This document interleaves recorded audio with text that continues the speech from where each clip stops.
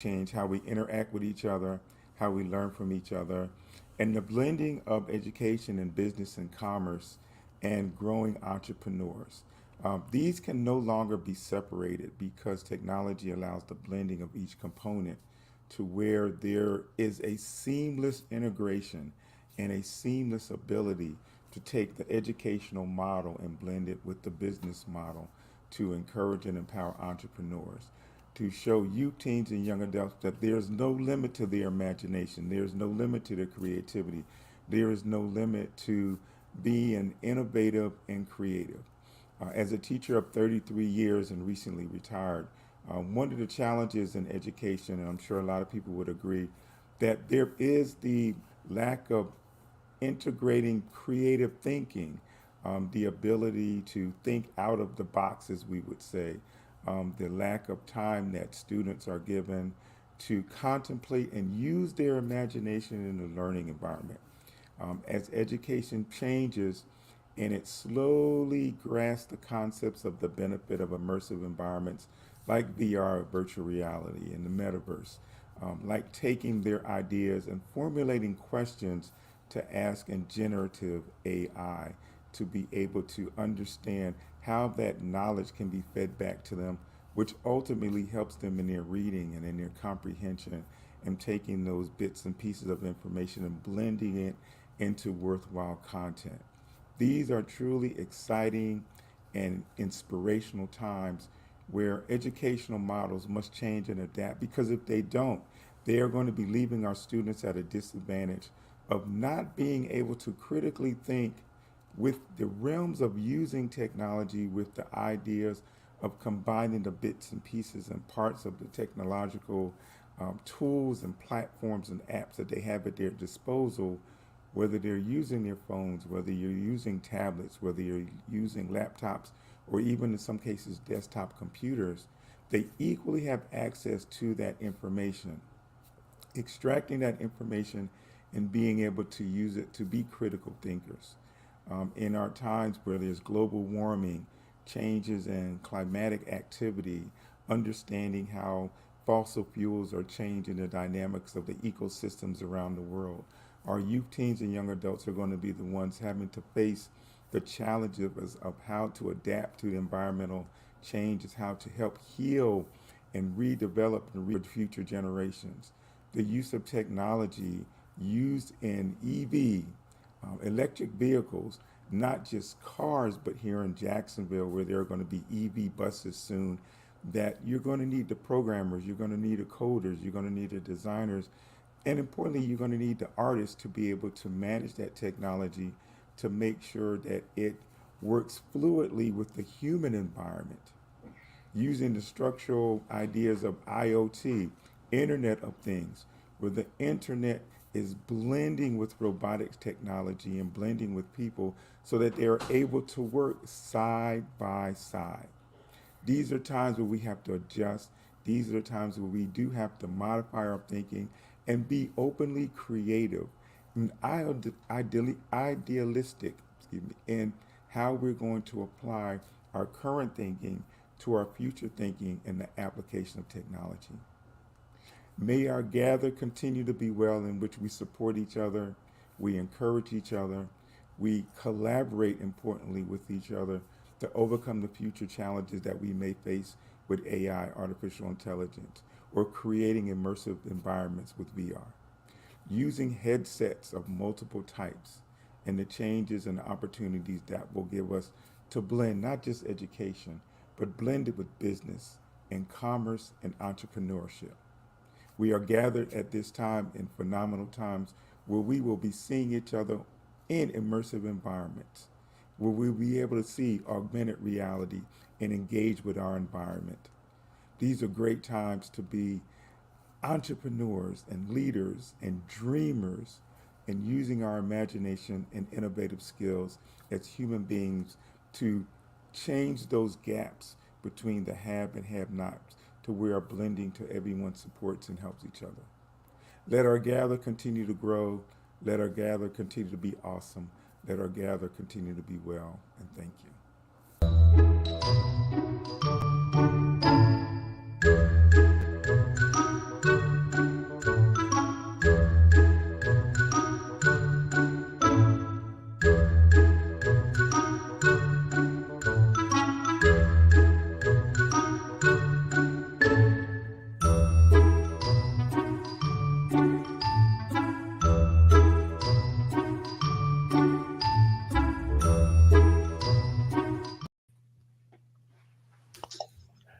Well. Hello.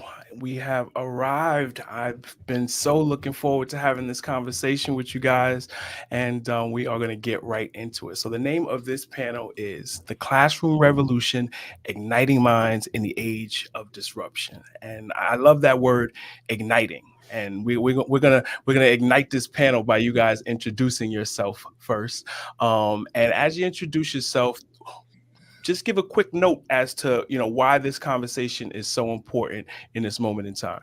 So I first see Ellie next to me. Okay. Hello, everyone. My name is Ellie. You can also call me Eli, last name Blahen.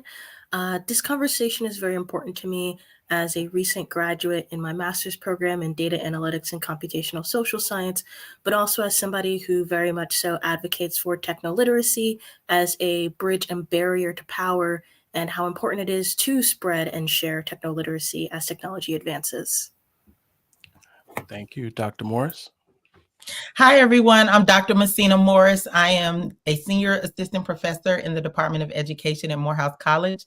I am trained as a biomolecular chemist and am the first Metaversity director in the world, where we teach our courses using immersive virtual reality at Morehouse College in Atlanta, Georgia. So I am the director of Morehouse in the Metaverse, and we have taught over 43 virtual reality courses across all disciplines. We also have flipped the classroom and allowed our students to become prosumers, so consuming the content, but also producing content. Our students just put on a wonderful gala for the third year in a row in the metaverse, but we do experiences as well as academic courses, have seen student achievement gains increase and no learning losses. So I'm really proud to say that. And what excites me about this panel is just being in the room with so many brilliant minds and people that are pushing forward the landscape of education using technology to do it regardless of discipline. So that is what I call building the metaverse table and building it right. Absolutely. We got another doctor in the building, Dr. Francis. Hello, Walker. hello. How are you doing? Hello, everyone. I am Dr. Tammy. I go by Dr. Tammy. I'm at Del Mar College, and I've been an educator for over 23 years.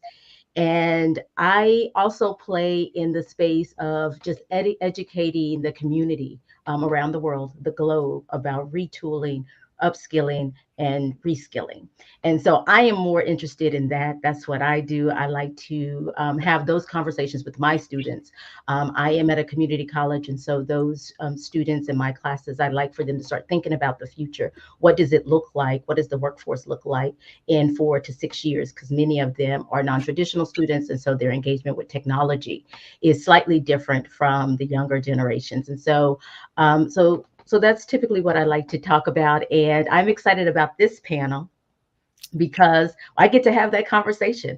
Some of the things that I'm advocating around is getting my particular institution is a little behind the curve when it comes to the emerging technologies, unlike Morehouse. And so I'm really advocating for us to think about how can they utilize these technologies around campus and the different areas. So I'm really just advocating for let's start playing with it. Let's start exposing our students to it. And so that's what I'm excited about, is just hearing what other people are doing and how they are igniting minds in this age of disruption. Okay. Alan? Hi, my name is Alan. I'm the founder of Studio Bahia. We're a nonprofit that designs therapies. We also help universities do trials with VR, and we also manufacture a little product, mobile VR headset. Thank you for having me today. It's really great to be here. I'm excited about this talk, mostly because we're in it, learning and adapting at this time. And so we're all learning in different ways how to adapt this technology. So thank you for having me. Okay, Melvin. Today is a good day. How is everybody doing today? Great. I'm so excited. I'm about to get up and get my whiteboard. We're going to do a session. Let's go. Come on, Mel. Let's do it. Melvin Anderson, CEO of Explore Skills, based in DC. Just moved from Atlanta a few years ago. Niece was just first year Spelman, so I'm excited for the Atlanta people. Send them my way. Send them my way. Definitely. You know I'm going to do that. But we are software developers of what's called career discovery tools for grades 3 through 12. What we do is we developed an ecosystem of 5 apps that exposes careers based upon the brands that kids use. How many careers are involved in taking a Nike shoe from an idea to my foot? Kids don't have a clue it's 500 plus careers. How many careers are involved in making a movie? Count the credits is more than 1,000.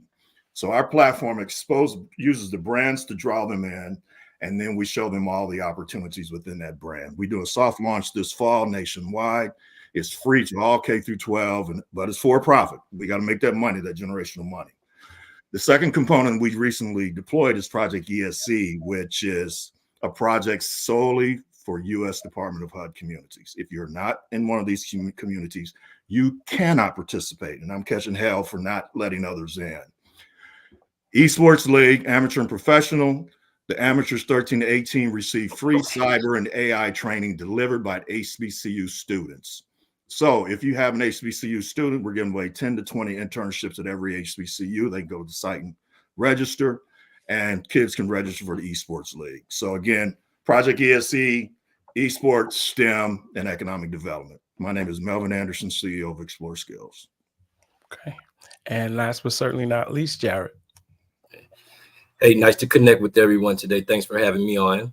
My name is Jared Arms. I'm the founder and CEO of a nonprofit called Kyler.io Foundation, which was founded in 2014, based in St. Louis, Missouri. And I have a personal mission with trying to decrease gun violence by increasing STEM awareness. So for the last 10 plus years, I've been just teaching students from K up into college, just all the advanced tech skills from web development, Web3, cybersecurity, and all of that great stuff. We work with different corporations such as Aldi's, H&R Block. Just got a new partnership with the St. Louis Cardinals last year. And we also host an important website called childsextrafficking.org, which is in some update stages right now. But on another side, from the STEM development, we work with local law enforcement and just local operators to try to, raise their awareness and see how we could help out with some of these more important issues going on with these missing kids. So I'm excited today to connect with you all, and I'll be kind of keeping my responses based around like Web3 and blockchain to try to stay in a different lane. Okay. Well, I definitely appreciate it. And I'm Jamal Thomas, Create the Future AI, focused on all things building young minds, building young hearts via emerging technology. And I love when I'm in rooms like this, when I'm not like the brightest guy. So, I'm willing to learn today as we go through this. So I'm definitely looking forward. So we don't all need to answer every single question. We got a bunch of questions. I don't know that we'll get through them all, but I want to hear, the brilliance that's associated with the work that you guys do on a day-to-day basis. So in terms, how do I get this? Let's see how to do the slides. So in terms of how technology can be integrated in the classroom without actually widening the digital divide, every single time that we have a industrial revolution or a revolution, it seems that people, minorities, people who are poor, people in rural areas, they seemingly get left behind. How do we make this particular revolution different? Who wants to grab that one? I will. I think that partnership works. So purposeful partnerships with people in industry that will help you sustain whatever technological advances you want to put forth for your students.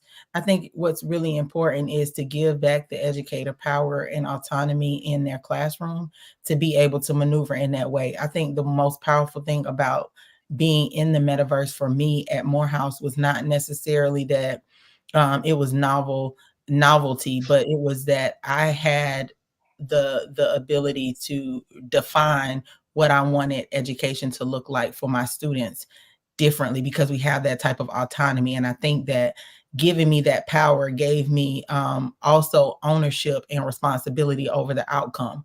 And so because of that, I took particular attention to how we were delivering content, what the spaces look like, were they culturally responsive, could my students see themselves emulated in these spaces, and then how could I not pass on cost of equipment, of subscriptions, and all those kind of things on to the student. So part of that was to be in partnership with companies to write grants, to leverage the power that we have as academics to do that, to be on platforms like this and just spread the news so that people knew what we were doing, and when they wanted to join, they would participate.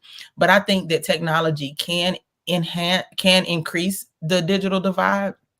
if it's not done purposefully and intentionally. And what typically happens is in inner cities or rural areas is that you'll have the technology, but you don't have the connectivity.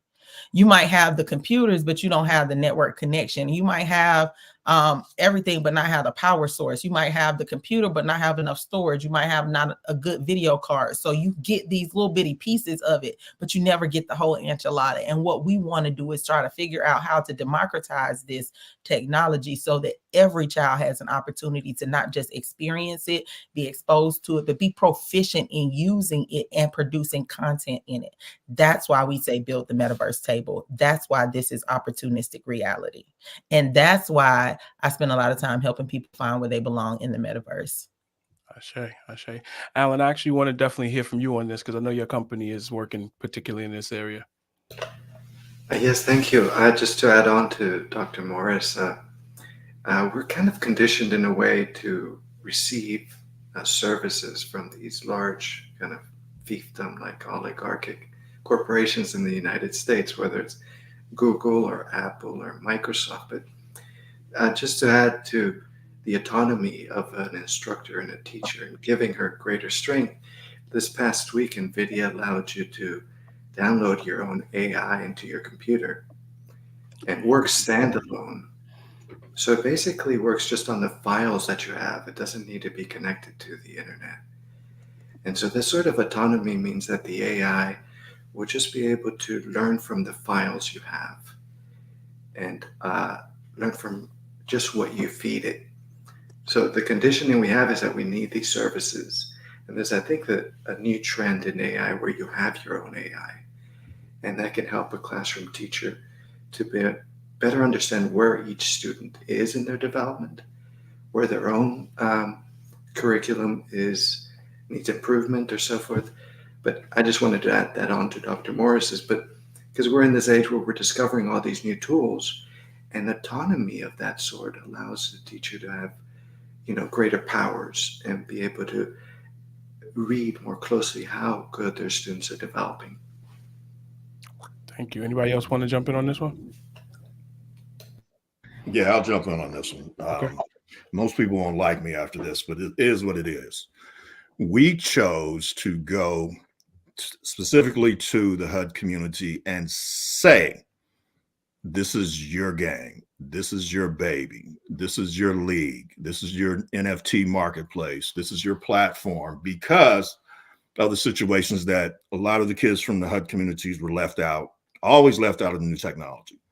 So we chose to select teaming with Cisco. We're doing cyber and AI, but we're masking the technology in the entertainment side of esports. So we're using NBA 2K, and we're replicating the NBA marketing model. We have hip hop apparel. We're getting ready to do a contest to get a male and female rapper to create a 5-song soundtrack.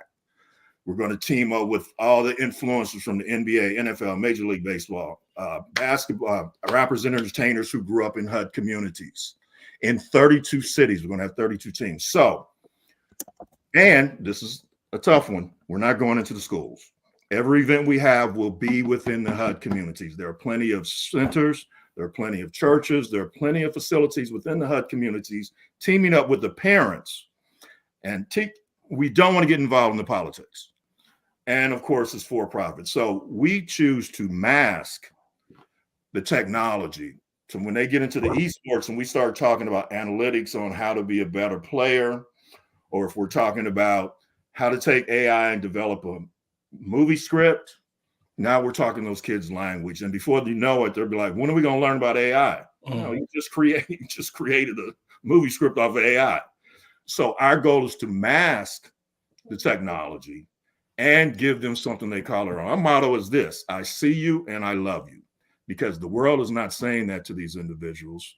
And we want to make sure they can call it their own. Nobody else gets in, and they can learn the technology. And once they get it, they don't even realize that Fortune 500 companies are selling products based upon their brand, based upon watching our kids, based upon all those things. Don't want to get started. Okay. No, but Melville, I love that, because it's like if you're going to define the culture, why don't you design the culture? Thank you. And so that's kind of like when I say build the metaverse table, what I'm talking about is like, if you're going to define the culture, if everything that you do is going to set the blueprint and for other people to emulate, then why don't you design it? Why don't you be strategic enough to get ahead of that and design what you want people to emulate?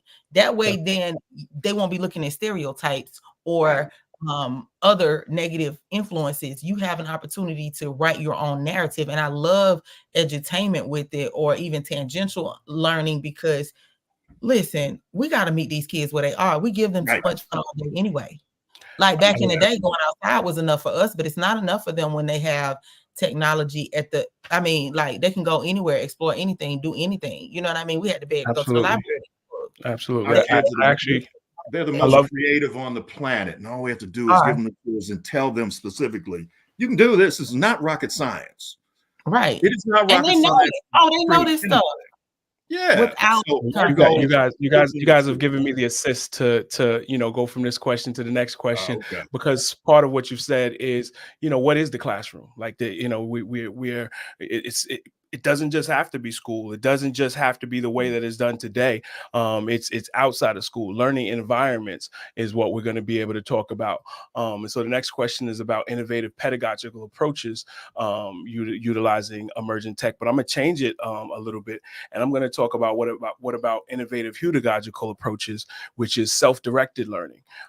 Technology is going to allow kids to not just say, here you go to biology because it's 11 o'clock on this day, and because you're this age, and so you have to learn the way we told you to. It's going to allow for kids to say, that's what I'm interested in, and start to move into that direction. So who wants to tap in on let's hear from Ellie, Tammy, and Jared on how the impacts of the technology you guys are working around can allow students to be more self-directed. Yeah, I would love to kick this off. I think ever since, especially with the emergence of the internet, that was huge. Pedagogy has changed forever. I mean, you're seeing content creators now, major platforms like Crash Course, where they have SciShow, where there are students who, frankly, even though they were within the education system, topics that were being covered by content creators who just loved specific topics, content creators who taught them how to upgrade their PCs on their own, were just producing content, and they were able to learn those materials through their own self-directed learning. So I think that the way technology is going, teachers who encourage students to explore their interests are going to benefit the most, and finding innovative ways to use technology. For example, with my master's degree at UMass, we were allowed to attend class in person or online, which made it very accessible for me with various health ailments that I deal with. So technology allows for more accessibility in general across the board, and it allows for students to essentially open new learning portals that supplement the education that they might be required to go to, but at least there's another portal they can go to after school or even in school where they can dive even more into their interests or find ones that they didn't even know that existed. I just have to give a quick, shout to Ellie, who I've been working with ever since we met on a GatherVerse panel, and everything she just described. This is who she lives into that, on a day-to-day basis, and it's been a pleasure, connecting with her. Jared, Dr. Tammy. You can go, Dr. Tammy. Okay, thank you. So what I think about this, because I know everyone talks about when you already have the technology. And what I find is teacher access. And I think in order to have innovative pedagogical approaches, we have to give the teachers access. There are technology tools on our campus that we just don't have access to. They have been blocked, or they make them unavailable to us. And if the faculty have access, students don't. Right. And so I think when we talk, I always think about C, right? This idea of, I think, even though we're talking about innovative, I think really it's doing what we've done, right? The idea of scaffolding, exposure, and experience, what I like to call C, right? I think it's those things, but in order to do that and to really bring that into the classroom and really expose students to the emerging technologies, we have to have access to it. And so I think that in order to be innovative, we have to be able to ourselves as the instructors, as the teachers, as the faculty, we have to be able to play with it as well. And then we can be innovative. And I think, just seeing what happened in the last year with AI, it wasn't till then that I think even institutions like myself that wasn't as open to embracing the emerging technologies. When AI came on the scene, that's when English faculty started thinking about, wait a minute, right? They can just write my paper, right? And I think that that's what gets teachers start thinking about innovative ways to include this in their curriculum and their instruction. But I think those things, we got to go back to the beginning. It's kind of like what Dr. Morris was talking about earlier. It's like some of them don't even have connectivity. Well, in our case, we don't even have access to those technologies. So I think in order to be innovative, we have to start there. And there are some people who are doing innovative things and trying out some of the things that we've been talking about already. I just think that when we're thinking about innovative pedagogical approaches, they're there. And I think we have those ideas, but we need access to the platforms that can, allow us to implement them. Right. Right. The word access keeps coming up, and it's going to keep coming up because it's imperative.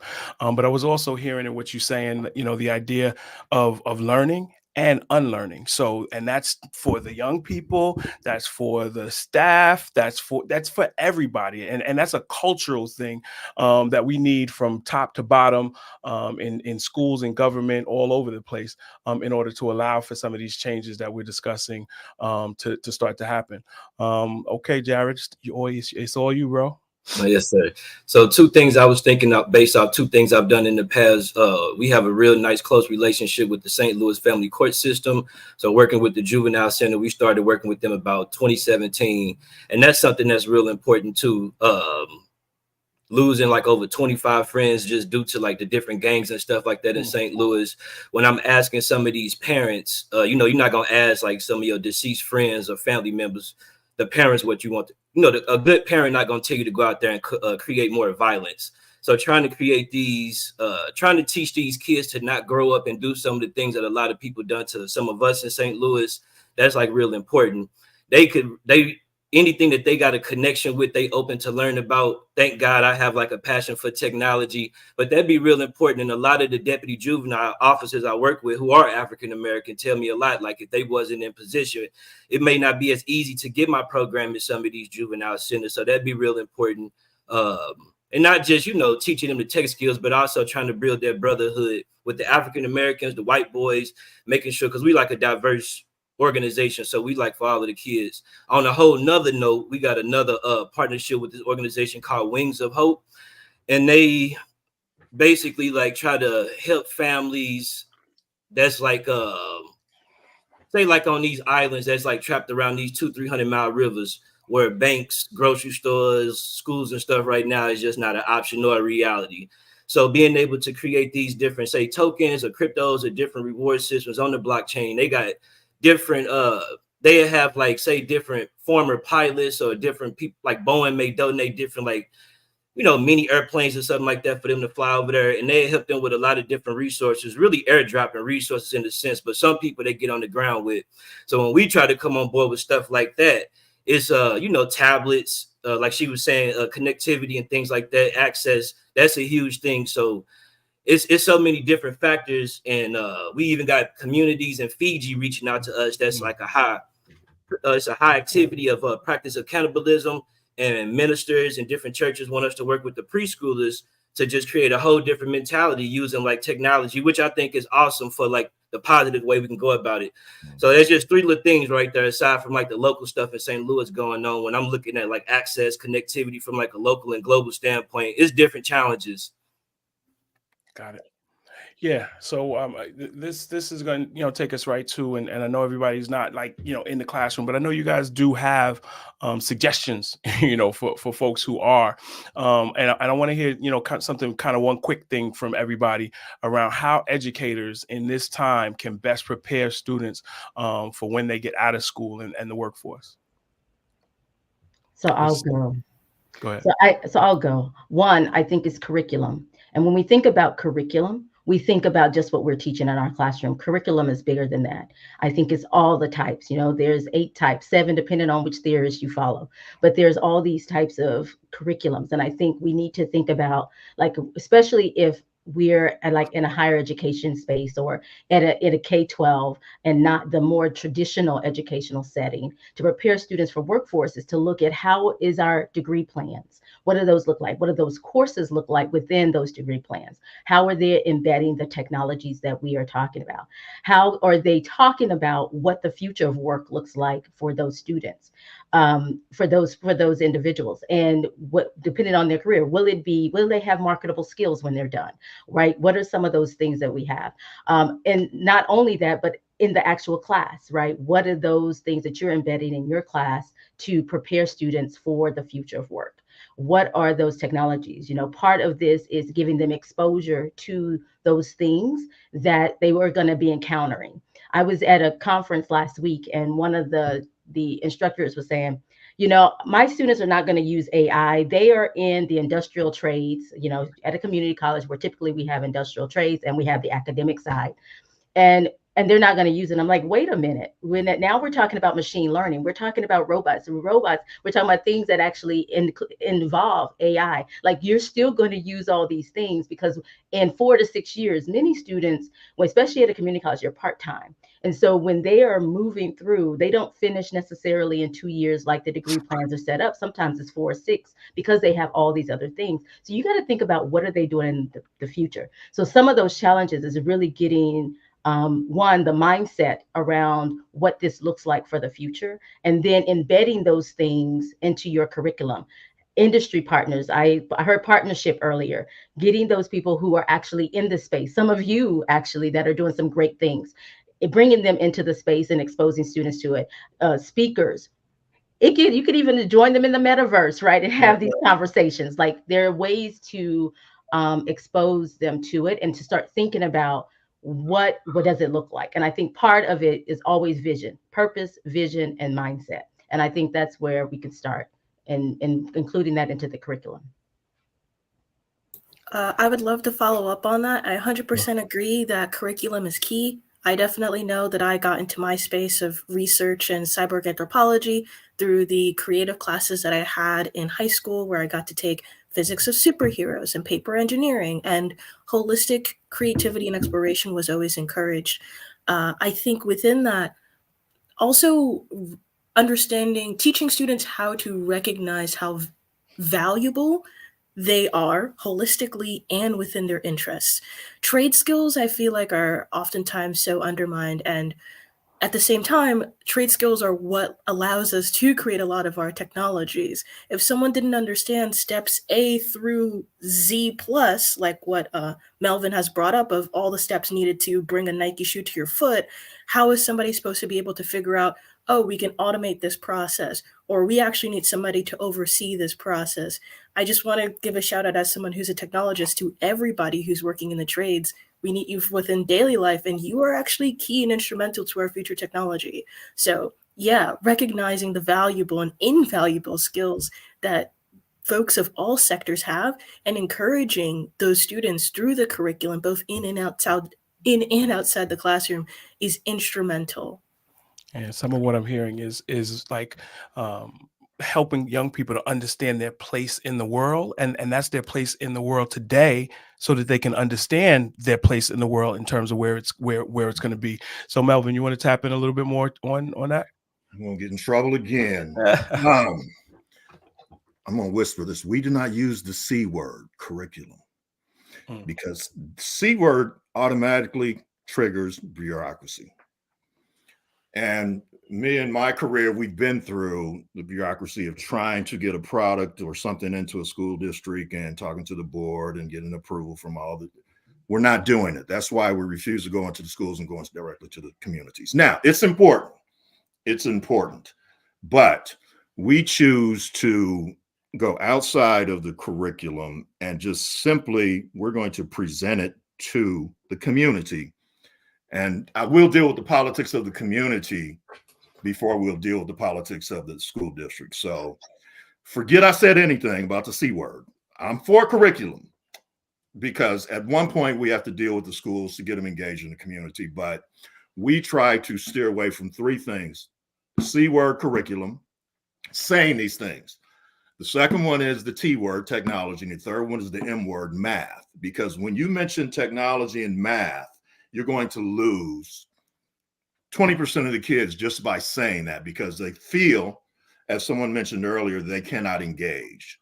So our goal is to engage with the curriculum, but be the disruptors to say we're not against it, but we choose not to engage, if that makes sense. We know we have to deal with it. But we're going to be disruptors and say, hey, we're not dealing with this. We're going to do it a different way. I'd like to pick up where Melvin left off. Alan, did you want to go? Really quick for both of you guys, I want y'all to pick up, but also keep in mind this next question as well. So if you can add, kind of add it in there around ed tech and creative thinking for young people in the future. That's really interesting, because my answer involved two of those words. So we're on track, you know what I mean? And Melvin, you're not gonna get in trouble here, because we're all family, and we need everybody's genius and everybody's understanding and everybody's everything, because we are losing people. Mm-hmm. And the big part of this whole summit is to have a humanity first approach to how we are approaching these emerging technologies and this innovation and then the future. So two things. When I think about educators are the architects of the future. Truly, educators make everybody everything. So they have to be well versed in what's going to happen in the workforce, what's going to happen even though they haven't even been in the workforce for a long time, in their discipline. So they have to be abreast of what's happening in industry and the way that their industries are being disrupted by technology. What is very frightening for me as a higher education professional and a professor is understanding the enrollment cliff that is about to happen in 2025, which is tomorrow. And understanding that there are going to be students and people who are unable to enroll in higher education just because of the sheer enormity of debt, the inability for them to access the classes, and life has changed where you can't be in a particular location at a particular time all the time, all day long. COVID helped us accelerate through that, but geographical agnosticism is so important. Being able to be wherever you need to be in the world, still get your work done, still get your coin, and still get what you need accomplished in your life for your family, that's really paramount. So we need technology, but what educators are also going to have to be tasked with is not just educating students, but also educating companies about what skill sets that the students are coming out with, so that they know how to best utilize them too, because we have to be in partner. When I say partnership, I mean that we have to create a strong pipeline, not just, oh, we got this pre-K to 12 pipeline. Oh, we got this pre-K to 16 pipeline. No, we need a pipeline from the time you breathe air all the way till the time you hit the grave. You are a lifelong learner, and we need to get out of this mindset of learning only takes place between K-12. But what these emerging technologies are allowing us to do, and what ed tech is allowing us to do, and what I help people figure out when I say help them find where they belong, is how do we incorporate these essential skills, these 4 C's that they say are paramount and necessary for 21st century skill development. And those skills are creativity, collaboration, communication, so being able to communicate, and create critical thinking. So if it doesn't matter what your modality is. It doesn't matter. If your students aren't gaining these skills, then you're in trouble. And I always say there's a 5th and a 6th C. I threw the 6th in just recently. But the 5th one is compassion, because if you ain't got no heart, if your heart ain't in it, honey, listen, right, you need to go back somewhere else, because it has to help people. It has to allow people to have gainful, meaningful employment. But the next one is common sense. Now, I know that sounds kind of crazy, but I had to throw that in there, because some people, common sense ain't common. And some things you already know what to do. You just want somebody to tell you what to do. But we're in a era where we have to teach our young people how to think. So metacognitive strategies of thinking what you're thinking about, understanding yourself. Everything is so outward facing for them that we have to teach them how to look inward. So when we do meditation Mondays in the metaverse, that is intentional, because you need strategies on how to approach your day, how to transition into your morning, how to transition into, when we talk about goal setting and we're sitting here and we're writing goals down, smart goals, and explaining them to you and having you break them down and being real with yourself, that self-awareness is important to your emotional intelligence, which is going to make you more marketable to whatever job it is. But we can't also be afraid of technology. Everyone has to be technologically adept, as well as proficient and understanding how to use it. So educators got a lot on their hands to do. And my job is to train the educators and make sure that they have the tools they need to be well and show up and be present. So if you want to be trained, if you want professional development in that way, that is what I do, because educators have a lot on their plate to be responsible for in this next age. 100%, 100%. And I love everything you had to say there, because it is, oftentimes we communicate this whole thing as if, you know, it's just this school that's doing it wrong, or it's this school over here that's doing it wrong. And really right now, the whole system is broken, and it's broken at its foundational level, because it is not taking into consideration that learning happens everywhere and all the time. And so if you are a school and you're just like, okay, hey, we're going to charge you $25,000 a year to come here for 4 years, that is now going to be crazy talk. The enrollment is going to go down. You need to be saying, we are going to charge you, I don't know what the model is, but you are a part of our learning ecosystem forever. You're going to pour into it. It's going to pour back into you. It's going to be intergenerational, and it's going to be across the globe. That's what I think the future of education is going to look like. Alan and Jared, I think you guys need some more talk time. Yes, thank you. So I wanted to add to Mr. Anderson's approach with community and going to the community. And there's some new pedagogies that are rising thanks to AI. And one of them is rhizomatic thinking. Most of our education is centered around kind of a hierarchy similar to arbolic thinking. We see education as a tree, and that tree has these linear approaches, which are rather inflexible, but which in the end create people that center their thinking around binary thinking. The sort of binary thinking, I think, is something that we can improve upon. For instance, animals, my dog in the backyard has binary thinking. I think as a human species, we can surpass that. And I think challenging a little bit of the teacher-centric approach is this rhizomatic pedagogy. And so instead of a tree, as we see education, a rhizome is a root that is found in the earth, which moves in every different direction, has no end and has no beginning.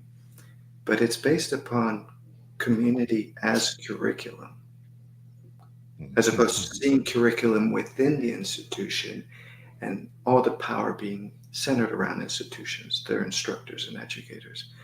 So I think this is one of those pedagogies that is going to gain traction because of AI. And the interesting thing about it is that it requires a lot of innovative thinking and creativity. And it's within us learning from each other as a community. Just like we're gathered right now as a panel, we're learning from each other. And this form of social learning is a lot more, maybe something more significant than me and anybody else reading a book tonight. The learning that we're absorbing right now is so significantly more powerful because of this social arrangement.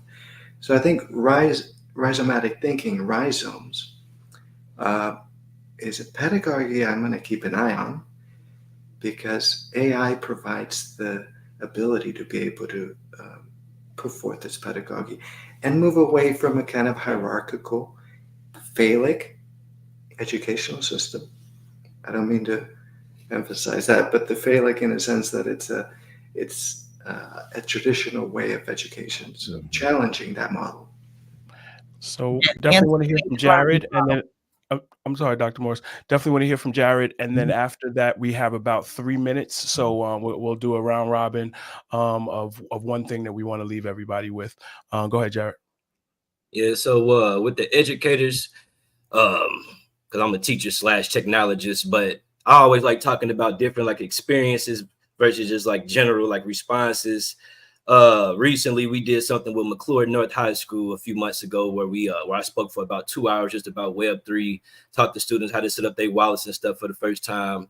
Then airdropped each student 1 million tokens, teaching them just about the value of cryptocurrency. But of course, that was more exciting for them to want to learn about cryptocurrency than a fight had broke out in the middle of me talking. Some kids ran downstairs, but the majority stayed up just because they had 1 million coins. And I was teaching them about this plan of trying to launch this economic financial revolution that we ain't really never had for us as a people yet.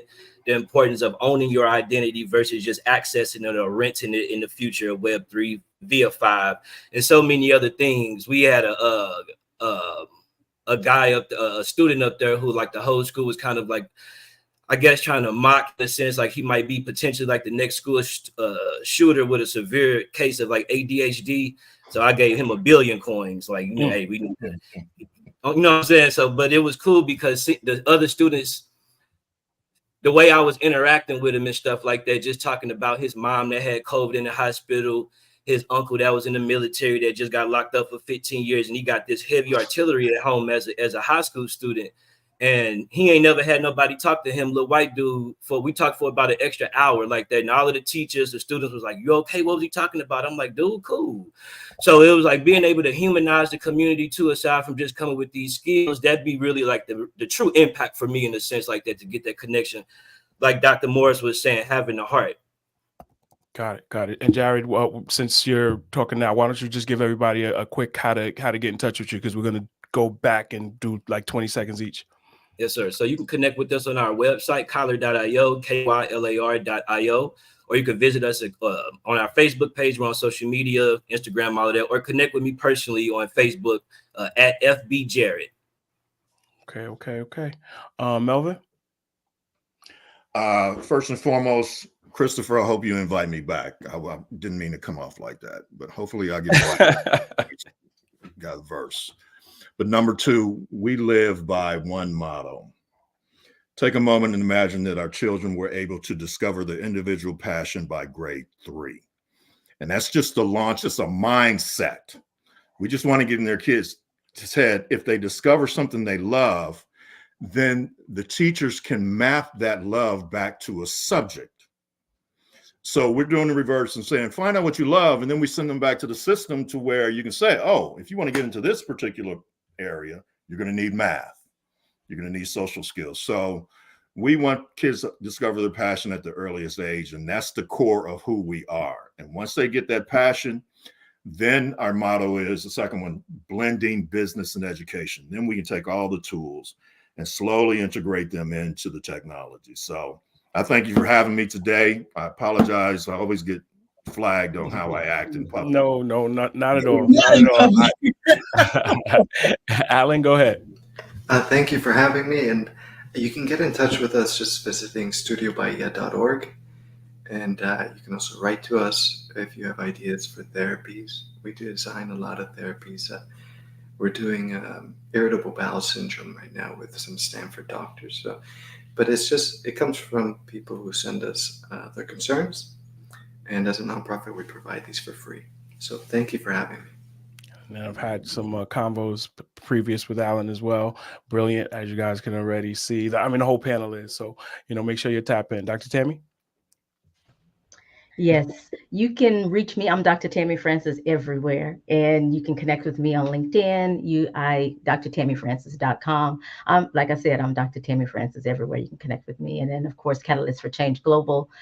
Same. You can connect with C4C Global on the different platforms as well.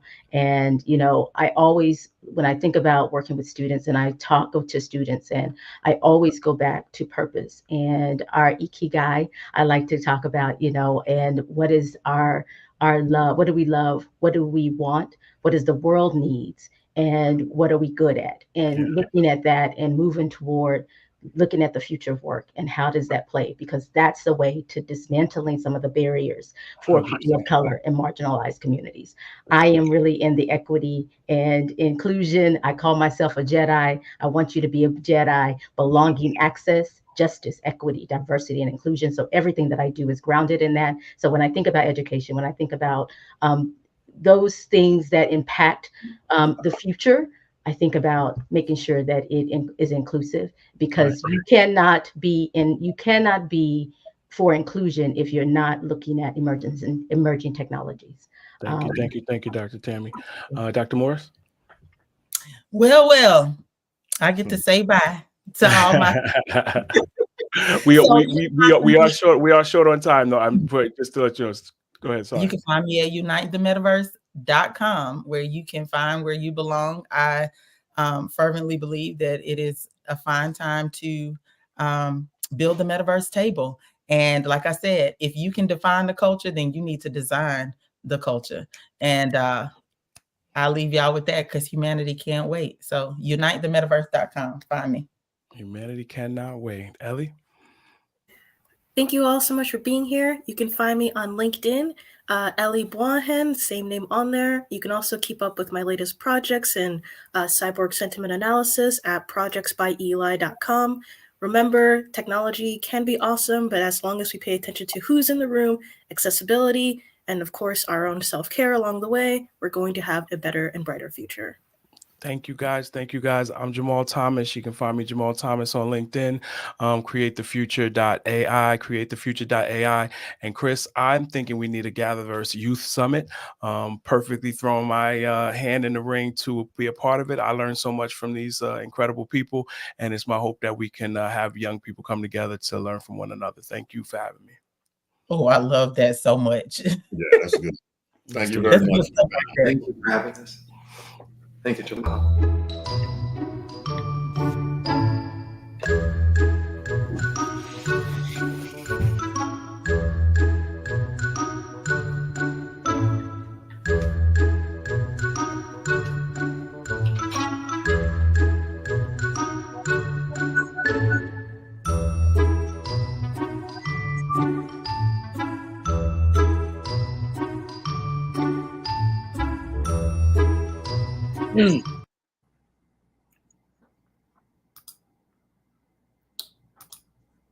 Greetings, and welcome to our fireside discussion that we're about to hold here with Ippolito Caradonna, who comes to us from AugLab. Thank you. Thanks for having me. We welcome you, Ippolito. What a fantastic series of discussions that we've had thus far, especially coming on the heels of powerful discussions when we look at immersive technology, also with the revolution and the evolution of education. Yeah. Let us be ones that will help carry the torch forward and certainly not move back on this discussion. Ippolito, with the short minutes that we have, let's chop wood. I think about this world of spatial computing, mixed reality technology, the metaverse, immersive, interactive ecosystems of interaction and communication, if you will. But now we must take even more of a clear focus on science. And what does this relationship look like when it's AI powered, if you will, and thinking about AI as applied sciences in these large language foundational models that have deployed around the world, and they're becoming quite capable. When you think about this narrative, this dance, if you will, of AI, spatial computing, and science, what is the critical importance of this? Ooh, this is great. And there's so many points to touch, but off the heels of a wonderful conversation, think about this angle. How do we train our scientists? How do we actually build up the scientist, the laboratory user, the inventor, or the people on the ground, right? As I call it, the frontline workers that are actually building the next group of historic vaccines, or building breakthrough drugs for cancer treatment and for other ailments. There isn't anything more humane than what's happening at that forefront. And in the intersection, we have to think about, again, how are we training up the scientists to solve the problems and to ask the right questions, right? And so I think now in the intersection and on the heels of everything that's been talked about in terms of immersive technology and artificial intelligence, it now is not a matter of how much data we can get, right? Because we have just volumes and volumes, and the data sets are so huge. It's not as much of the quantity, but it's the quality of the data that we can actually access with AI. And so I would say simply, are we asking the right questions? And in that regard, how are we training the scientist to ask the right questions? When we think about that very thing of science and asking the right questions and really the purification of the type of data that we're training these models with, if you will. Yeah. I think about, Ippolito, the abstraction of what we don't understand of science, and the capability to be able to take a part of science and apply it to become a product, only to turn around and use that product that originally comes from science, if you will, to go back and to unlock and understand more of what we don't understand about science, using science democratized to understand that which we don't understand when it comes to science. Is that relevant? Definitely relevant. I mean, we have a classic dogma, if you will, in science. It's the design, build, test, learn cycle, right? So in each one of these stages, in the design phase, we are thinking about the experiment. We're thinking about our hypothesis. This is the question, if you will, and what I was talking about. But then we have the build. This is the manufacturing. These are the actual tools. This is the actual boots on the ground. And then we have to learn from this, and we have to test it. So all of these cycles, the cycle that has actually been established for years and years, is actually at a precipice right now in changing the way in which we actually go through this cycle. So what can we learn from a simple question is now becoming a lot more layered, right? So I can ask, okay, what does this molecule do to this molecule in the tube? So what's happening in the tube, right? That's very simply put. But now what we're able to do with immersive spaces in the laboratory is, how can one operator, maybe someone in the lab performing a set of tasks, change the process or change the actual outcome when compared to another operator. So now it becomes turned into a very human-centric focus, where we can actually pull apart and gain valuable insight to the variabilities that are happening within the lab. And on top of that, there is a certain level of trust that needs to be built. Right? What is happening in the lab? If we can simplify it for people that have no idea, many people think that the COVID-19 vaccines historically, historically approved, brought out to market in record time, right? People don't realize that there was years, a decade of early development or early stage research that went into the delivery of those platforms. And so when it comes to public trust, when it comes to transparency in the lab, when it comes to trusting the actual scientific process in the lab, I think these immersive spaces and being able to share those immersive spaces can actually give us a lot of insight into what's happening in the realm of science and how science is feeding back to our society. And as we look at science, and well met and well expressed, Ippolito, as we look at science and we think about the considerations of laboratory reproducibility and discovery, we must ask, to what advantage does this offer humanity for human betterment? Well, we talk a lot about democratization. I asked the question earlier, how do we train up a scientist? Well, who wants to be a scientist? Let's channel back into the last panel. How are we actually priming or inviting our youth to be a part of even that field, right?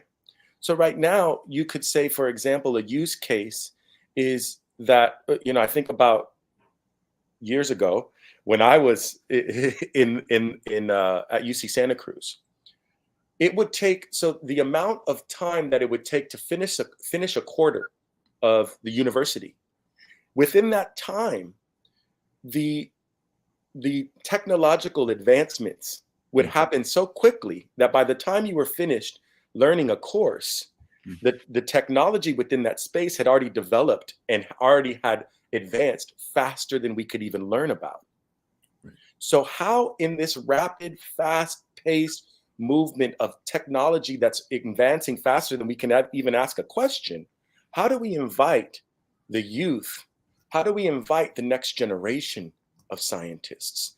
How do we engage and funify, as my good friend Lubna likes to has quoted, gamifying the lab, making it exciting, making it fun? That actually will change the way in which science is done, therefore changing the effects and actually the outcomes of what's produced in the lab. We think a lot about representation, and so that's important. Representation in the lab, in the sciences. We need more STEM for the next generation, and we need to prime that and really engage the youth with that cause.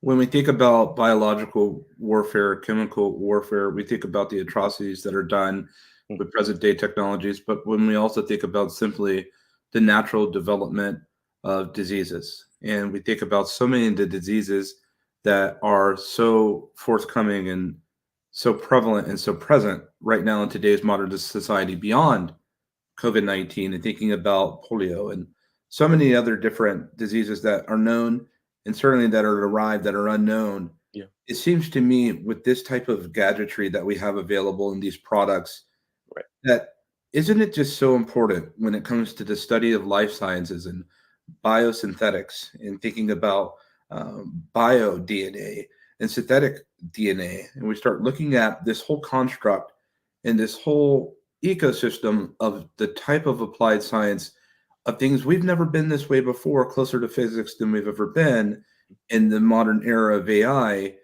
How important is this relationship now that we know that we can see with computer vision, that we can see more expressly in extended environments? For why have you gone this trajectory in this way in your work? Well, I was talking about the data sets that AI's offered us. The data sets that we feed into our AI models it's what we get back, right? And there's a few articles about how artificial intelligence failed us during the COVID pandemic, and there's polarizing views on this. Why it's so important to consider the intersection of these three things of computer vision, spatial mapping, artificial intelligence, and science is there has never been a more important time in history for us to leverage everything that we can to equip the scientists, to equip the front line. They're huge institutions, pillars, if you will, since the beginning of what we can understand as the modern world. There's the pillar of science that has informed the big pillar of medicine. At the cross section of these pillars is technology, and at the core of of artificial intelligence and the emerging technologies like spatial computing, at the core there is a purpose, and the purpose, as many on the at the summit have really drawn into and really pressed into, is humanity. At the core, we have to understand the needs that fuel the development, that fuel the importance of this. And so I would say it's a matter of prioritizing. It's a matter of prioritizing the use case for laboratory usage. It's about prioritizing and getting ready for all of the pandemics that we're getting ready to face, all of the ups and downs, all of the global challenges that we face. there are solutions if we can actually preserve the mindset of asking questions, if we can preserve that plasticity of thought and not be bogged down with years and years of linear thinking. As our colleagues were saying yesterday in day one, that single-minded one-track system. I'm going to be an engineer. I go from one place to the other. It's a straight line. If we can get ourselves out of that linearity and understand the phylogeny and the branch points of discovery, we realize that the relationship between the science and the scientist and the technologist is actually critical for our future. The relationships are critical, Chris.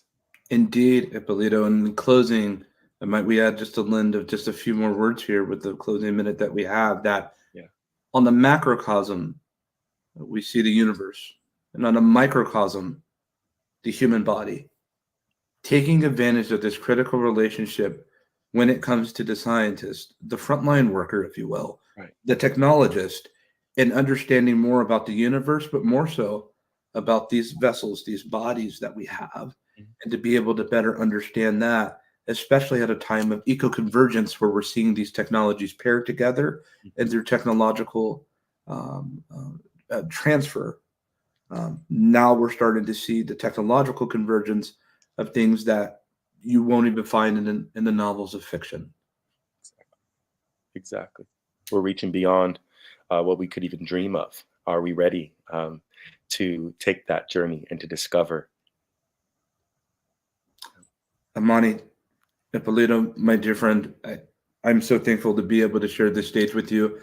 GatherVerse, this is Ippolito Caradonna, a molecular biologist, a technologist, a leader, and a dear friend. I hope that you embrace him as we embrace you, as you embrace me. Our gather was well. Thank you. Take care. Prepare for our next roundtable and our final one of this very short and very fast day 2 audience.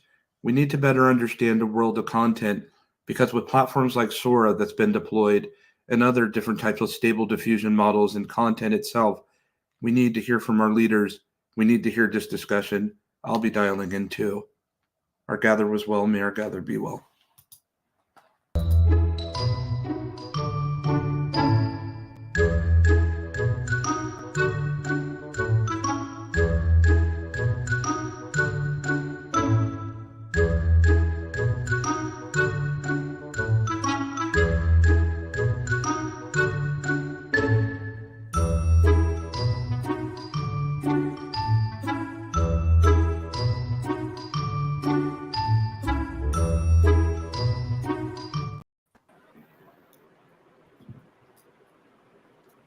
Hello and welcome to another roundtable. My name is Russell Bundy, and on the roundtable today we have got the evolution of content creation in the immersive intelligence era. I'm actually very excited to talk about this one, as Christopher well knows me very well. And yeah, what we'll do is we'll do a quick introduction with everybody on the panel, and then we'll get straight into this because there's a ton of stuff to talk about in this. So I'm very excited to talk about this. So we'll start with Eddie, then we'll go to Lizzie. Sorry, Lizzie, is it? Lizzie, okay. Hamilton, and then we'll go over to Christopher last. So over to you, Eddie. Quick introduction from yourself. Russell, thank you, and it's a complete pleasure to be over here. And thank you to Christopher for, making this happen. So a little bit about me. So I've been in the AR/VR space since 2016. I run a small startup called XROM, and I'm in the field of basically business of evangelizing and educating AR/VR industry, the ecosystem here in India. I also lead the Metaverse division at Shimaru Entertainment. Yeah, that's for me.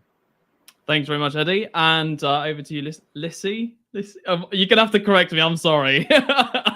I'll keep getting it wrong. You can unmute and just tell me. It'll be easier. You need to unmute your microphone so that we can hear you. There we go. I'm a publicist, so content creation is a big bulk of the work that I do. And basically, it's using the tools that we have now to get a message out And sometimes it could be super creative and sometimes it's just bare bones. But content creation right now is really running the gamut. And as far as your imagination can stretch is what content creation can do for you. And it is Lissy. Lissy. Lissy, thank you very There much. you go. Thank you very much. That's what I need to hear. Thank you. Hamilton, over to you. A quick introduction from yourself. I'm called Hamilton, all the way from Kenya, and I'm happy to be here courtesy of Lynn Gitau. And being in the content creation and the AI, it has been a game changer for most content creators. And currently, I'm on a project working with creators to be able to help them leverage the AI, because most of them have remained the leverage of media. So we are working to see how can we be able to automate or to template, to turn their videos into, so that they don't repeat shooting their video. So we are working on and bringing in a few partners, still trying to bring a few partners and seed fund so that we can be able to launch the prototype. Thank you. Thanks for joining us, Hampton. And last but not least, the legend himself, the one and only Christopher. Welcome.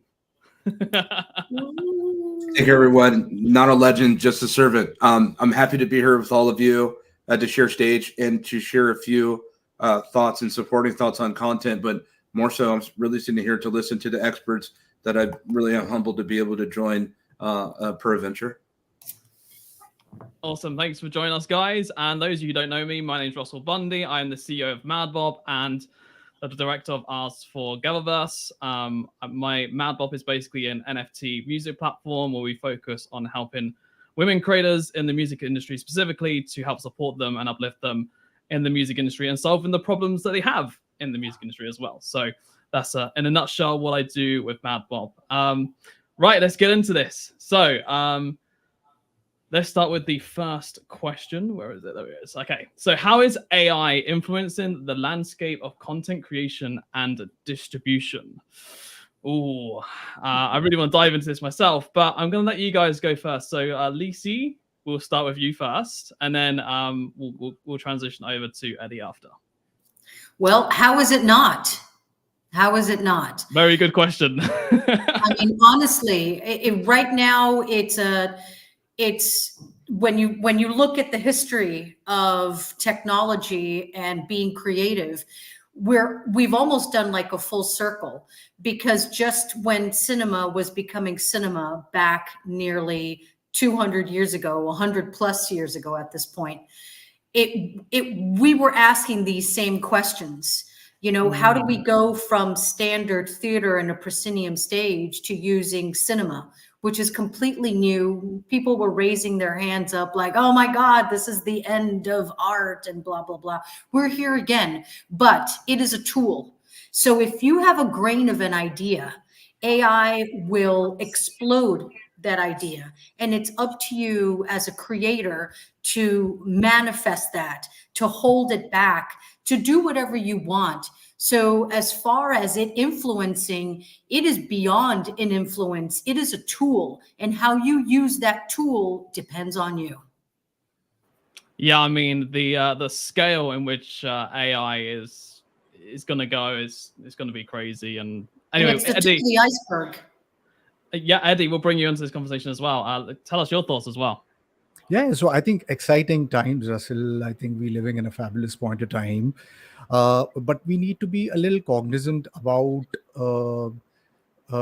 these technologies. You know, they are self-learning, and there are great things happening. Obviously, I mean, you know, every time, you know, I can see that, you know, these AI tools does, you know, your text to image, text to video, text to world building, text to code, you know, and the list is pretty much endless. I also I look at the people who might get jobless, and not just might get jobless, but I'm sure that the way this tech is growing, by where AI is growing, I think that we need to be a little cognizant about, and not just get excited and everybody jumps on the bandwagon that, oh, look at what AI is doing. Look, we should also make sure that the ones who are going to get disrupted by that, these tech stack, is supported in ways. So exciting things also, but we also need to be cognizant that we are getting into a very scary point in time where these tools are gonna get far superior than any human. So yes, I think currently, yes, I mean, the way we using it, in our space, we building a metaverse, a destination, a social media for Shemaru Entertainment. We using leveraging AI in a big way, right from conversational NPCs, where we're using Convoy, uh, which gives these NPCs a intelligent layer, so you can converse with them. So that's one. We are also leveraging these optimizer tools for 3D. So rather than, because when you're building out metaverses, you need to have really low poly assets. So we're using Converse AI for optimizing these 3D assets. Uh, and there's so many other things, I mean, the list goes on, obviously right now. So Sura is doing it's all over the Twitterverse, Xverse, if you might say that, how it's creating these photorealistic content. So yes, I think exciting times, but I hope that there's a group of people also thinking about what's going to happen in the next 5 years at the rate at which AI stack is accelerating. Yeah, I mean, I'm going to jump on this because I have a lot to say about this. I think the distribution of content is going to be wild. I think that there's literally the content is just going to be so mass produced that, that's so like such a scale we've never even seen before. We won't even know what's real, what's not real. We're going to have, the deep fakes. We're going to have all these different kind of situations, videos, music, etc. That's going to be done so much at scale that like we just, like I said, we just won't know which is which. And also, like, TikTok is already integrating this into their system, right? Where basically you've been able to use AI and using AI voices of musicians and stuff like that, and being able to recreate your own content at scale with short form videos. It's literally the content we're going to see is just going to be at a precedence that we've never seen before, that people won't know, what to do, right? Because there's going to be so much content out there. How is someone going to be able to be promoted or stand out compared to everyone else, posting all these AI content at a scale, right? And obviously humanity definitely would come at a core of that, because, human emotions and human connection is at the core of everything. But just AI is just going to just destroy so much that, musicians might be out of jobs.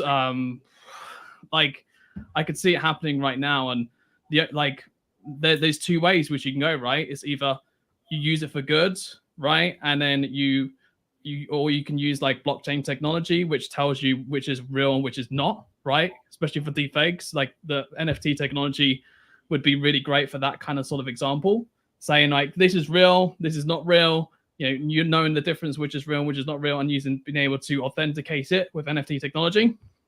Or the other way it's going to go is it's going to be done at scale that, creators are just going to be losing their jobs everywhere. And it's just going to go all downhill. But I hope that's not the case. I hope it is used for good. And, I think even content creators will eventually create their own AI as well. But yeah, there's so much going on. And I hope like the distribution is just going to be unprecedented. And that's just my kind of like personal opinion. So I wanted to put my own 2 cents onto that.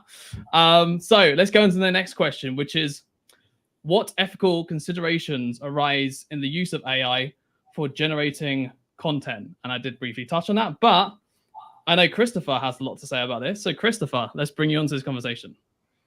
Sure. I think that's a marquee question and very apropos to ask right now when we think about ethical considerations for AI content, because one, I know that we tend to acquiesce our thoughts when we talk about ethics as what is the colloquial human ethical agreement. But I think that we need to now begin to include the relationship with the robot, the AI. Yeah. I know as sci-fi as that sounds, the reality is that conversational AI is here. Multimodal computer vision AI is here. They're becoming even more quite capable. And I think we need to start thinking about the relationship we have with AI because, as it's been expressed already, I believe that Eddie made mention that they're now being able to think on their own, if you will, to some degree. They're certainly not at Ethereum mind level or self-aware, but they have the capability to be able to duplicate and replicate and to be able to leverage its own database within itself for refinement. Well, what does that mean? What am I getting at? Lycia can speak to this hands-on as a publicist with how many different marketing arrangements has she worked with and how many different clients does she currently keep. When she knows they're deploying for a campaign, there are so many content creators ready to create content. Right. But Lycia, it seems to me that when we're switching the content creators of human to AI deployment content creators, there needs to be an ethical consideration on how they govern to be able to create the kind of content that they're about to deploy and that they're about to distribute, absent having a human's input, if you will. It's clearly the wild, wild west all over again. I mean, I agree with that. But the thing is, the same people said about, you know, that about NFTs, right? And NFTs are still technically like a little bit, you know, Wild West still, so to speak. But, you know, crypto and all that as well. Like there's regulations that have been brought in for crypto and it's getting a little bit more solidified, you know, in the EU and the UK. Obviously, I can't speak on the US side of things, but I know over here they are putting regulations in place in the crypto side of things. And, you know, they might be able to put some regulations in place for AI, but, you know, how quick rate, you know, AI is going, you know, AI is mostly going faster than what you can put regulations in with, you know. But might I add to that, I'll do a little bit of slight pushback that the nature of the subject itself with the comparisons between the cross-comparative analysis between an NFT and the subject of modern day content is dramatically different because NFTs are a science that we've been unaware of that's become a product from 2011 till subsequent today, as opposed to content. Well, we've been creating content for how many ages and dispensations? The time itself, we've been creating content from hieroglyphics to social media. So, but here's the deal. We're used to humans developing that. We have just seen a stable diffusion by the way of Sora that can create hyper-realistic human eye resolution, almost indiscernible when it comes to human anatomical structures and activity within these environments. There's one thing when we're talking about deep fakes, and it takes someone a long time to be able to make that, and we think about the type of content that we're seeing, what's happening, what they're building in regards to some of the things they're building in Meta that I won't go on a tangent on. We talked about at the AI Summit, but let me say this. Now that you have text to input to render out a video that can go for 1 minute, that's just 1 minute that they give us. We don't know how long they can be consistent with the minutes. Now you deploy that, and that's just visualization. But if you take 11 Labs and the work that they're doing with concatenative and parametric synthesis, now all of a sudden they can create a voice that renders you, that's you, take your own voice, and through parametric synthesis or concatenative synthesis to be able to pair that up with the video itself. Listen, Hollywood is on notice. Pixar is on notice. Netflix is on notice. Disney Plus is on notice. And let me just add this because we talk about content and Lycia, you work with a host of different XR platforms. That's just video. But what happens when we go text to output when we're talking about whole entire virtual simulations? Now that's a whole different story in and of itself. And if it can create a virtual simulation as quick as it can create a 1 minute video, what does that do for all the artists and the content creators and the people that build these platforms in the first place? This is beyond what any of us have really considered in the modern era of work. Yeah, I think that definitely needs to be a lot of consideration under all this, and yeah, it's just crazy. I mean, I've seen like, you know, AI even make, you know, complete, you know, websites from scratch, like a whole app, like that would take normally months to build, and they within minutes it's done. So yeah, it's crazy. But the question is, the AI just doesn't do it. It needs a prompt. It needs that spark. And that is really the definition right there. It will not create something on its own. You have to give it the prompt. You have to give it the kick. So either we unplug altogether, or we are very much aware of what we are contributing to the AI ecosphere, so to speak. There's a client that I'm working with right now that's creating a Netflix type AI platform where they're generating movies and shows, short format movies, mini movies, where they're taking preferences from your Google searches and then spitting out content for you. You then will have the ability to subscribe and continue to get content, or reject it and keep on going. Every so often you'll get another pop-up that says, hey, want to check out this movie?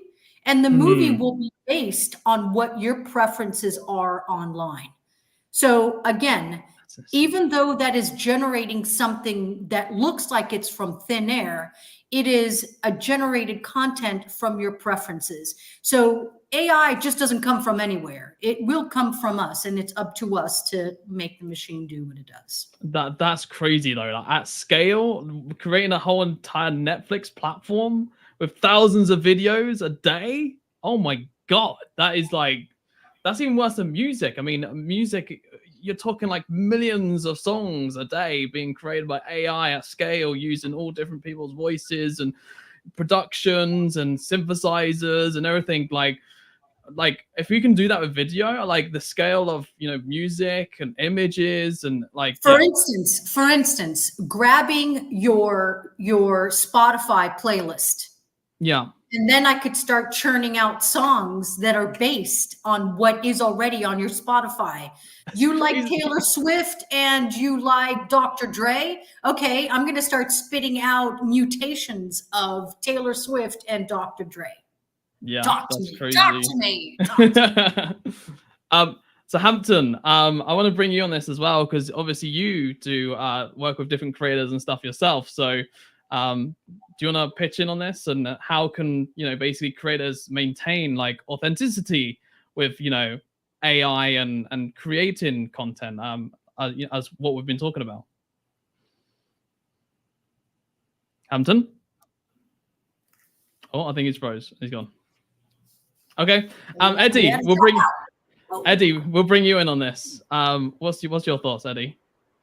Right. Yeah. So I mean, just to the previous question, you know, I want to just kind of add in, you know, so I'm like a tech maximalist, you know, though I, you know, spoke about, you know, AI taking over a lot of things, you know, I'm a complete tech maximalist. I completely believe that, you know, we need to handle this technology. And I have this, you know, when you spoke about the ethical concerns, you know, I mean, what's been happening is most of these AI models have been training on the open data, you know, the open world data, which is, you know, they do a lot of web crawling, and I am pretty much up for that, you know, and that might sound very weird because I myself am a content creator, and why would I want to do that? But, you know, I think, you know, throughout the world, if you see, you know, we've all been inspired by something, you know.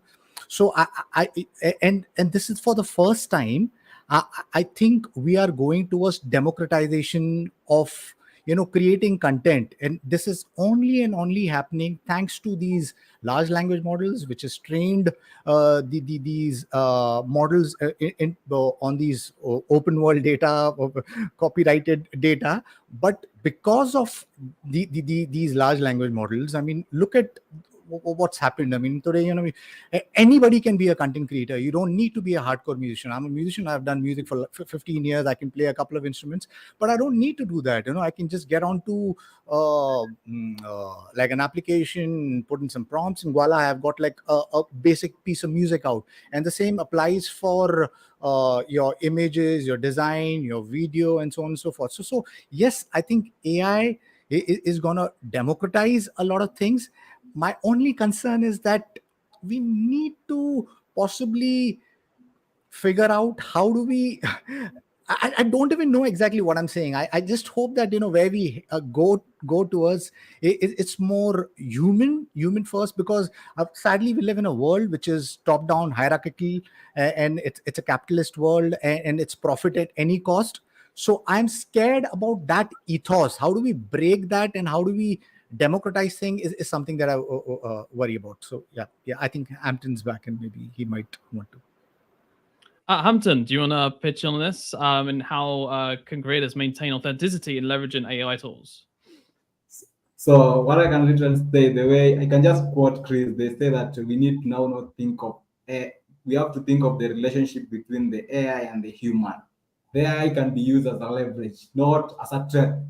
Example, with the right, like the ChatGPT, you can be able, most creators will go to the ChatGPT to get, these are the top 1%. They will go there to get the idea, to get the creativity. But 99% of creators will go there, get the prompt from ChatGPT, then they just copy direct. So you find that when those are not the creators that have not learned that the AI has not come to kind of do the work for them, to make them lazy, but to enable them increase their creativity.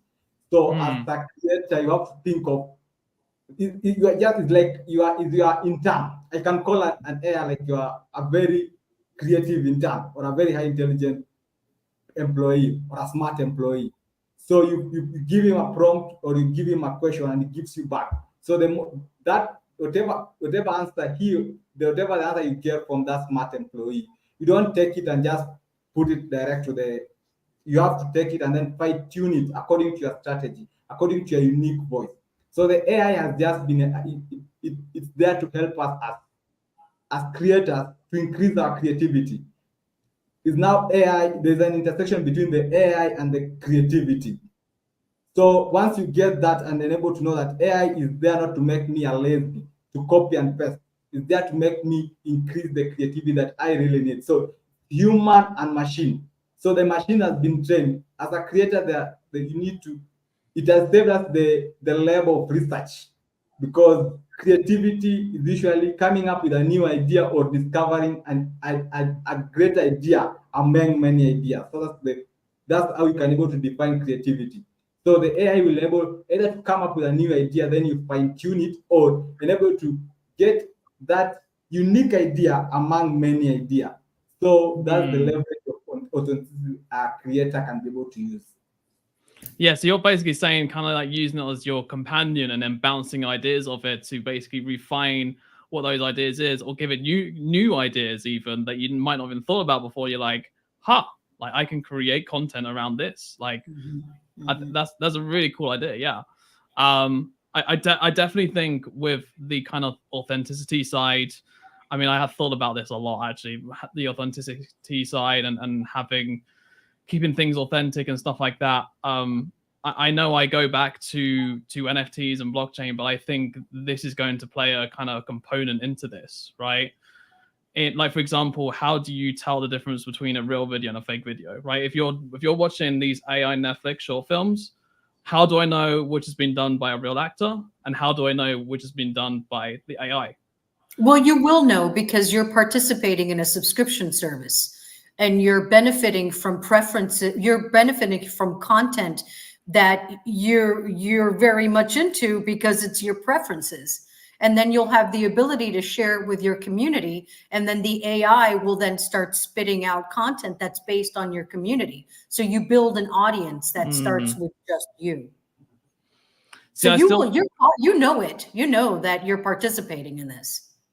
I still think human creation has an aspect to all of this. And I don't mean by like just putting in prompts, but what I mean is like having something that's genuinely authentic and actually genuinely done by a person, like done by a person, like recorded like here, like we're authentic here, right? We're all talking here. Like this is Are we though?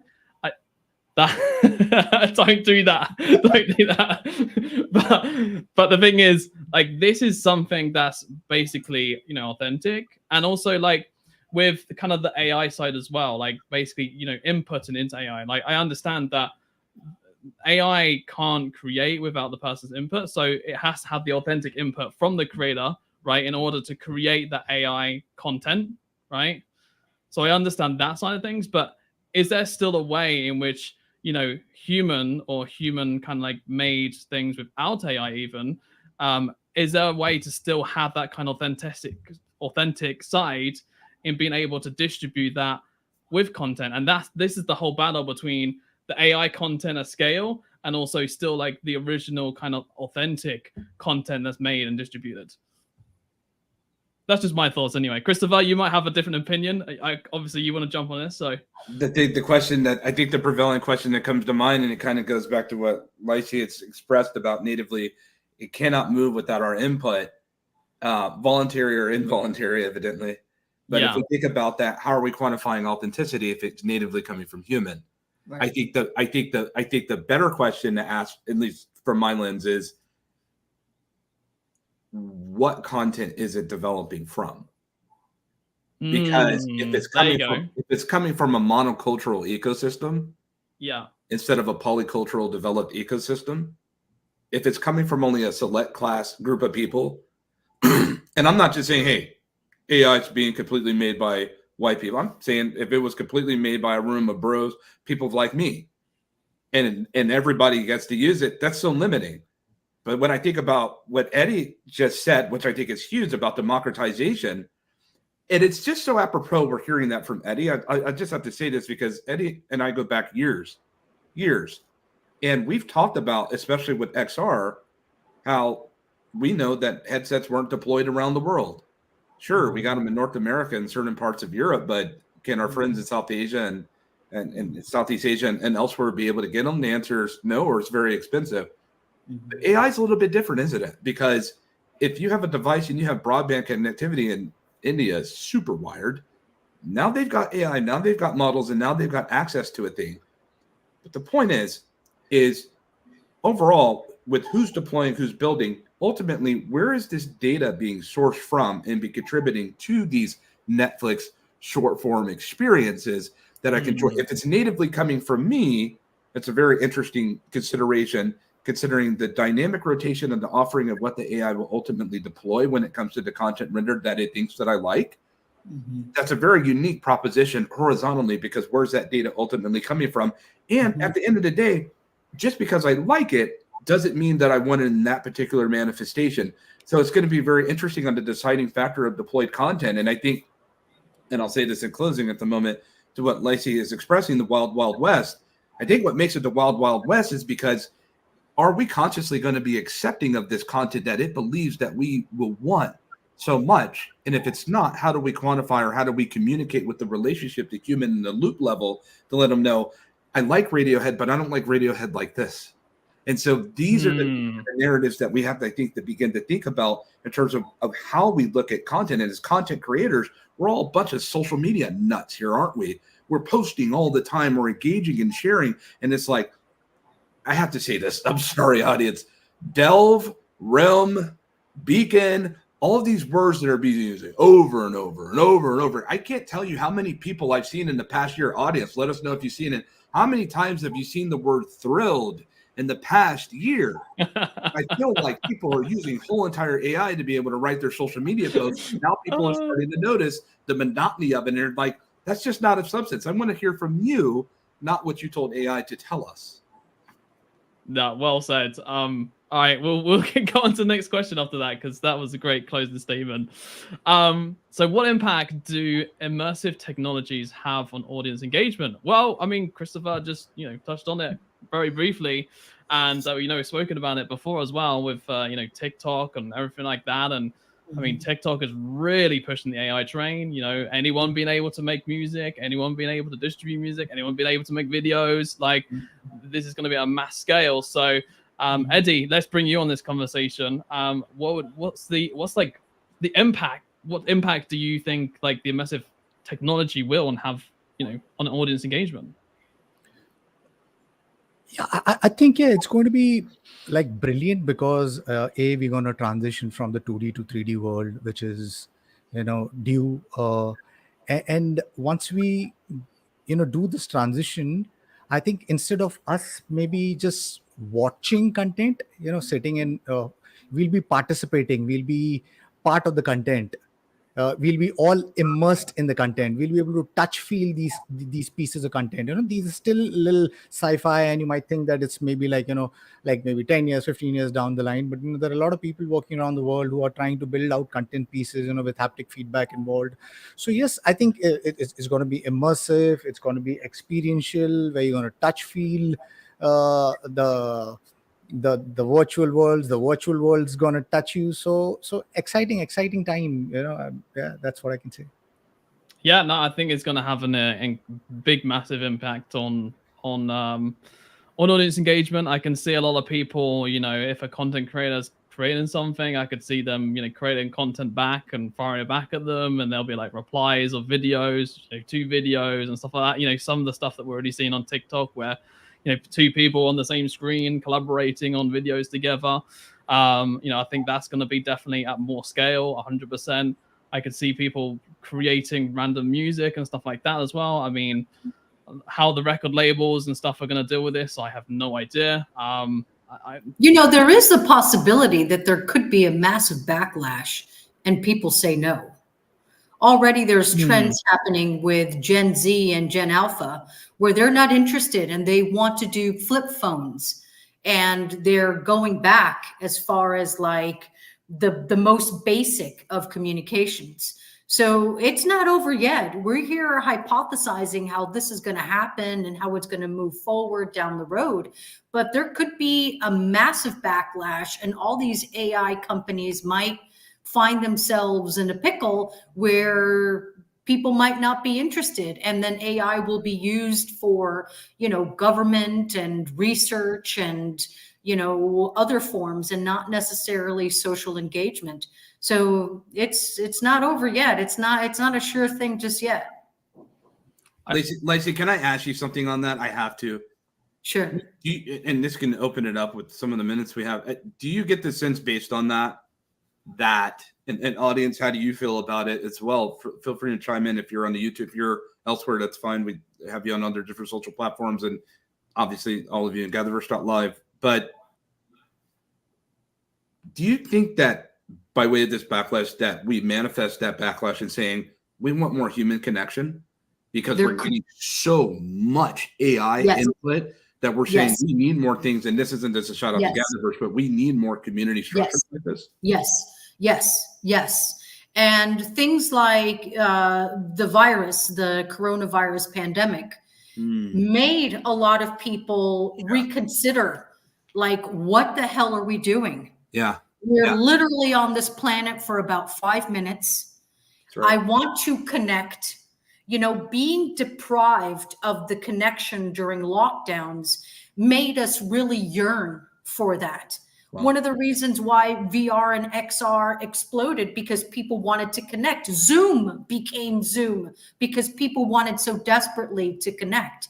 So there could be a possibility where small island nations or small nations in general might unplug and be like, look, if you can't find us through Morse code, then you're shit out of luck. So that is yet to be seen, because we might very much be like, we enjoy like hanging out under a palm tree at the beach and chilling with my neighbor. We are still animals at the core of who we are. And we might pretend to be cyber monkeys right now, but at the end of the day, if it really rubs us the wrong way and we feel like we are not living, we might just pull the plug. Look at all these kids refusing to be part of corporate America. They're saying screw you and coming up with creative ways to make a living without going into work. Why? Because of that. We might just say, screw all this, and I'm going to chill until the Green Reaper says, bro, your time's up. Let's go. Just saying. I mean, yeah. I don't even know what to come up with after that. I think that's, I do wonder though, the youngsters, even under the Gen Z, right? Like, the ones that, the 15, 16-year-olds, 17-year-olds, just coming out of high school and everything. What are they going to do? How is that going to transition with them? And where are they going to head? Are they some of them are going to cuss us out and say, my goodness, what did you leave us? Is this Correct. what you turned? I'm serious. Some of them Correct. are going to cuss us out, and some rightfully so, and say, this is what you've innovated. This is what you consider making the world a better place. This world is more worse than it's ever been before, based on what we've read before. What have you left us? And these are the things we just don't even seem to care. We innovate. And I get that people are innovating a rapid clip because they need to make money. They need to survive. But my goodness, the cycle is so destructive. We are innovating to monetize to our destruction. Completely. And all the studies are coming back where there's so much mental illness tied into social media interaction. And what happens with your self-esteem if you feel like you can't keep up with the Joneses, that has completely amplified. And you're already seeing a lot of backlash with Gen Z, the younger millennials, and of course, Gen Alpha. I mean, Instagram is a prime example of that, where you can see that at scale. But anyway, we haven't got much time, so I want to finish off with everyone just quickly saying basically where you can be found, with your LinkedIn or website or anywhere in particular you want to mention, and we'll round this out. So Eddie, over to you. Just quick, like 30 seconds. Where can people find you? Can they connect with your LinkedIn or a certain website, etc.? Yeah, over to you. Yeah, so xro.in, that's where I think maybe it's the best way to kind of find me, plus LinkedIn. And then I host 2 podcasts. One is called XROM, which is the first of its kind AR/VR podcast in the country. Then there's another one called The Ones Changing the World, which is India's first future tech meets sustainability podcast. Yep, that's me. Over to you, Lissy. Just standard, LinkedIn, Twitter. You'll find me, prsharks.com. Sharks without an A. Shark bit the A off. And Hampton, where can people find you? On LinkedIn? Do you want to unmute your microphone and just say? Oh, you're breaking on up LinkedIn, I'm called Hampton Deke. On Twitter, pardon, can you hear me? On LinkedIn, I'm called Hampton Deke. Yeah.